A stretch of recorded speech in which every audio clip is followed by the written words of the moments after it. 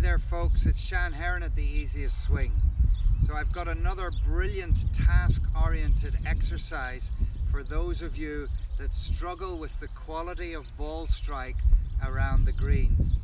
Some of you may hit the ball a little bit thin, some of you might catch it a little bit fat when you're trying to chip the ball close to the hole.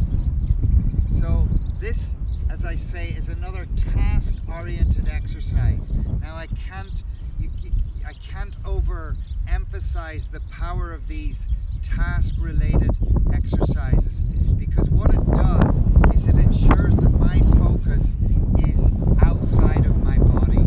It's external. So my brain is focused on completing the task rather than getting caught up internally in what my body is doing, in how I'm moving, for example. And you know, folks, modern science is proving that the way we've been taught golf up to now has done us no favors whatsoever. That's why we often have this belief that this game is so difficult. I mean, how many of you have been to a chipping lesson with a local pro and he's getting you to think about club shaft lean, ball position, how far to take it back, etc., etc. We're not going to do any of that stuff in this exercise. We're only interested in completing one task, and that task is to hit the ball underneath the bar in front of me. The bar in front of me is, as you can see, about a foot off the ground. It's 10 feet in front of me, and the club I've got in my hand is a 56-degree lob wedge. Now folks, I just want to explain this again. You might have seen my last video on where I used a selection of clubs and I asked you to hit the ball along the ground.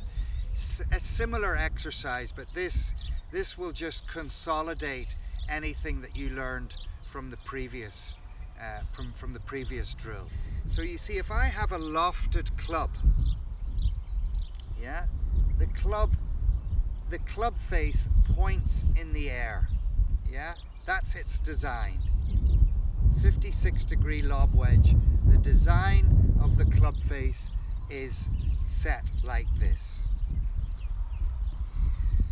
So, taking a range ball, and we imagine this line to be the equator, okay, around the ball. If I hit anywhere underneath the equator of that ball can only go up in the air. Physics tells us that it cannot do anything else, folks. The only way you can hit the ball along the ground is when you hit the ball above the equator. And in that case, you'll hit it with the leading edge of the club. You see? So in this task-oriented exercise that I'm just about to do for you, this is going to help us in an unconscious way. We don't need to worry about technical analysis here, folks. I'm just focused on getting this ball underneath the bar with a lob wedge. Do you think that's physically possible?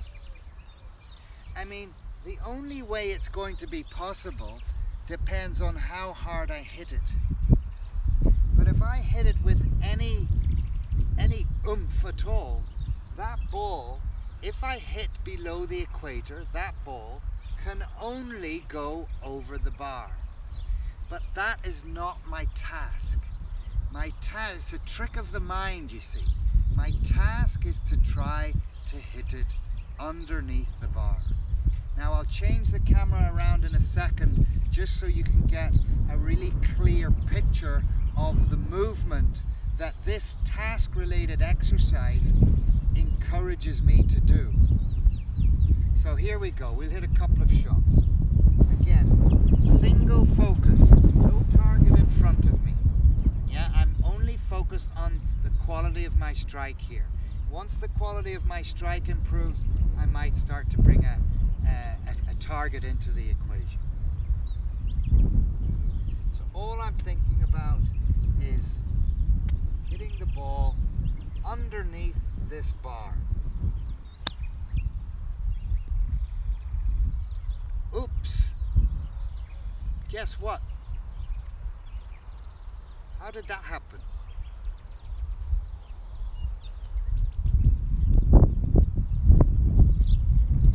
Underneath the bar.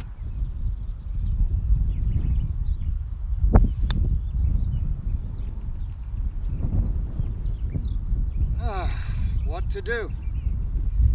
So let's bring the camera around to the other angle. Underneath the bar. It's all I'm telling myself. Underneath the bar.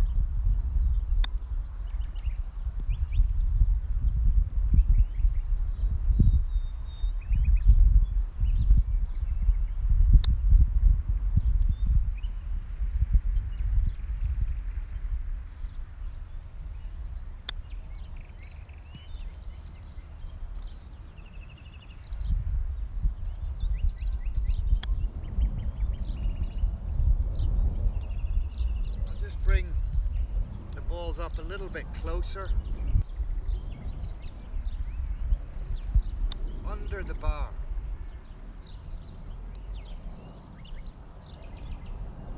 Can you see the action, folks? Look at the forward-leaning shaft.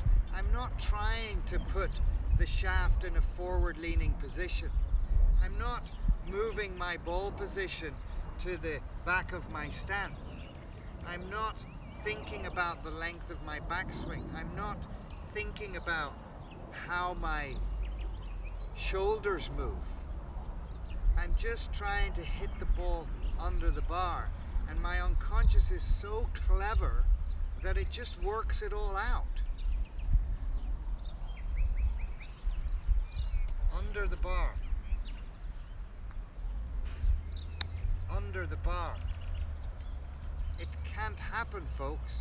With any club head speed hitting underneath the equator of the ball, that ball can only go over the bar if I'm trying to hit under the bar.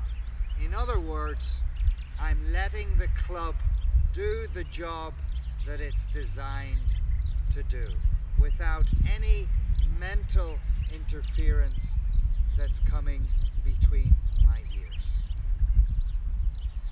I hope you've enjoyed this second video on improving the quality of your ball strike around the greens. If you have, please share it with your friends. As we say here at The Easiest Swing, play it, live it, share it. Thanks for watching, folks.